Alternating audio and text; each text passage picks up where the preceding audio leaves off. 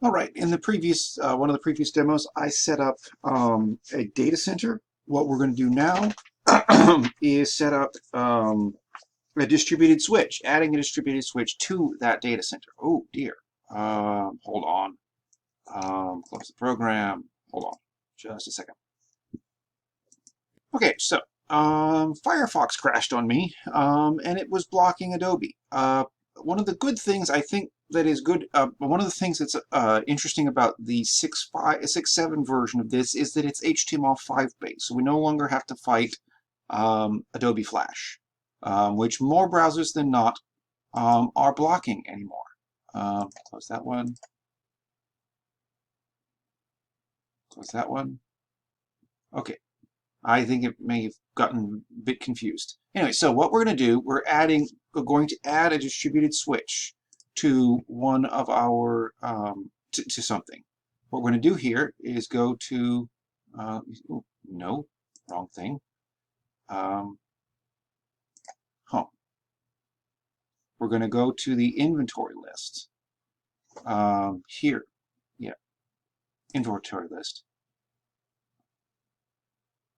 Give it just a second. Aha. Very strangely enough. Oh, we'll go to the summary page. Yes, summary. And we're going to create a new distributed switch. Notice that I've got my work in progress. I've got my tasks. We're going to call this dswitch1. This is just, I've got my practice set up. I've got my two devices in. Okay. Oh yeah, got to pick my practice. There. Next. We've got some versions here. What we're going to do is pick the 5.5.0. Notice that these later versions, they're adding various versions. 5.0 adds port mirroring and NetFlow. 5.1.0 adds enhanced port mirroring and LACP, which is to say channel bonding. Not channel bonding, but Ether channel. The Link Aggregation Control Protocol, LACP, the open version of Ether channel. Then 5.5.0 gives us more LACP, traffic filtering and marketing.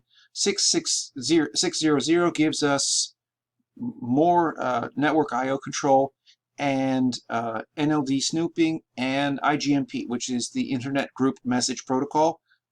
Basically, this is how multicast works. So next. And let me see. I want the uplinks to 1. Oh, no, just 1. Change that port group to storage network. What we're setting up here is the ability to set, we're setting up a SAN, essentially. Let's see. And we're going to leave that checked. Click Next. Okay, so we've got a dswitch 5.5.0, 1 uplink. We're going to add, so what we can do now is add a new distributed port group and add and manage host, as in what host is this on. So I'll click Finish. Now we're going to go to our global inventory resources heading, distributed switches. Let's see, distributed switches. There. This is global inventory resources. So the whole thing is global inventory. This is resources, distributed switches. Click. And here we go. Here's dswitch1. Good. Go back.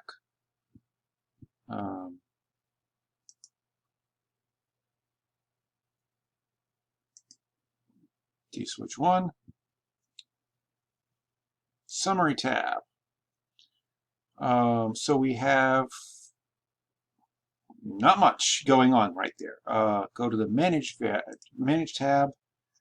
So we've got some properties, private LANs, NetFlow, port mirroring, LACP. Okay, let's go back to getting started. We're going to do add and manage hosts from our basic tasks menu. What we're going to do is add some hosts, click Next. We are going to put this on new hosts. We're going to put this on ESXi1. Yeah. And okay.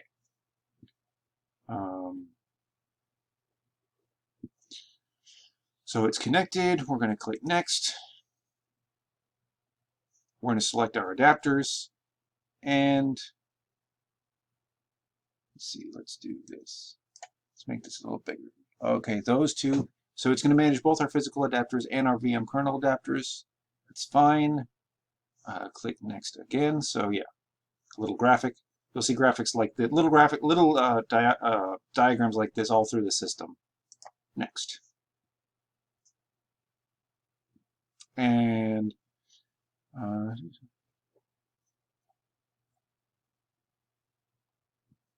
so we're going to click vMNIC1. And that will select it. Okay. Okay, so that's assign uplink 1. And click Next. So we're basically telling it which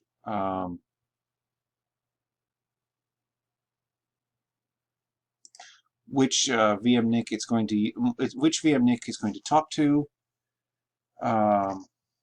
We are going to give it. Let's see.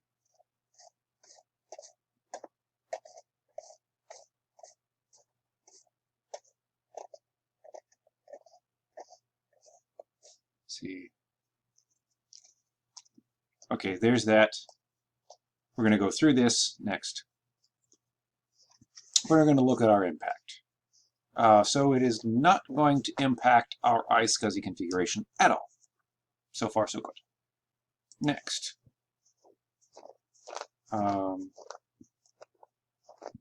Finish. And now we're going to do precisely the same thing for the other one, 192.168.0.4. Add hosts, new hosts. Okay, you're fine. Okay. Good. Next. You can manage physical and VM kernel adapters. It's not going to do anything about we're not worried about migration or advanced host settings right now. Next, we're going to pick vMNIC1 again. Click Next. Yeah. Click through the VM kernel thing. No impact. Good. Next. And finish.